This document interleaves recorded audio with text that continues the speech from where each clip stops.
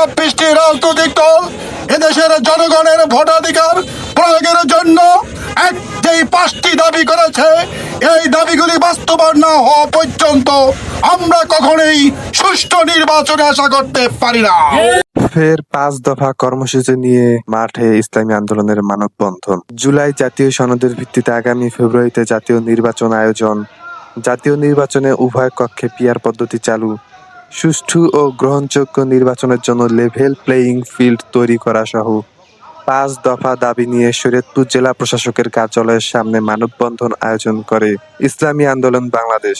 আজ বুধবার 15 অক্টোবর বেলা 11টায় দলটির ঘণ্টাব্যাপী এ মানববন্ধন অনুষ্ঠিত হয়েছে। মানববন্ধনে বক্তারা বলেন, গণভোট ও জাতীয় নির্বাচন একদিনে করার চিন্তা মূলত একটি রাজনৈতিক দলের এজেন্ডা। সরকার তারই পথে হাঁটছে।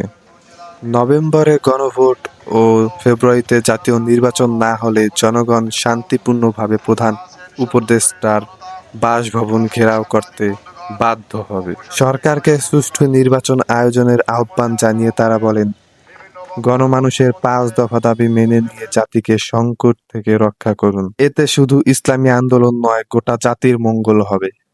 5 দফা বাস্তবায়নই গণমানুষের মুক্তির পথ খুলে দিবে।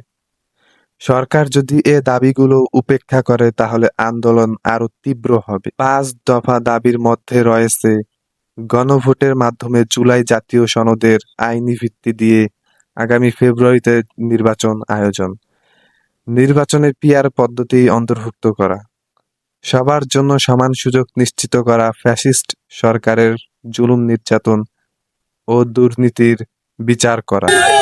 আর যদি সুষ্ঠু নির্বাচন না হয়, যেন তোর একটা নির্বাচনের মাধ্যমে একটি সরকার গঠন হয়, সেই সরকার আবার বিগত স্বৈর সরকারের মতো ফ্যাসিস্ট হবে নিশ্চিত।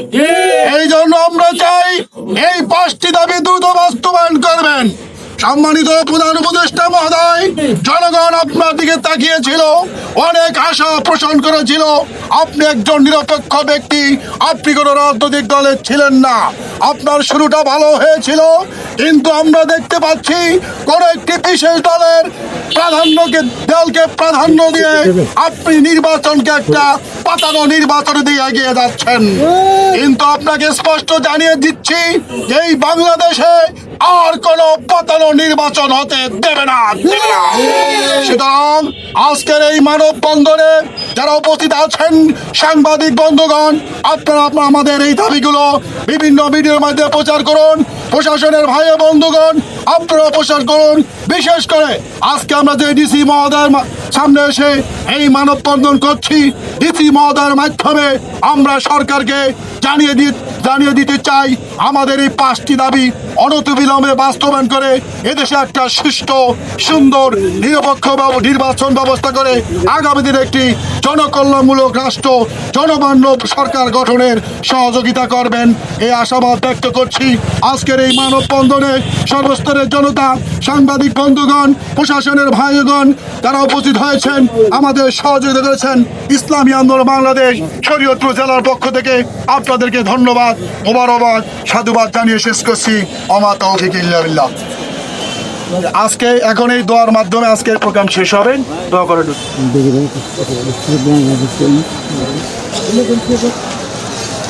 এখন দোয়া করবেন।